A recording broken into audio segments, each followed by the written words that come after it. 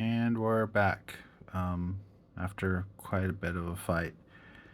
So you can see now that the FET is in place, and you can see that the capacitor is reattached as well. And it's a little crooked, but it's there, so that's what counts. And this looks a little messy, but you know what? All the parts are still connected, so it's good enough for me. And that's the new part put in there. So now I'm going to put it back together, and hopefully nothing else blew away.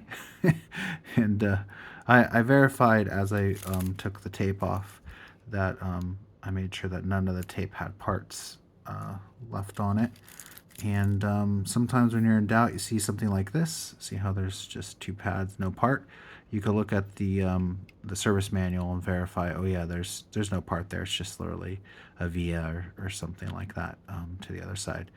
So I'm gonna put this back together, and I will we'll test it for the first time together and see if we get any smoke.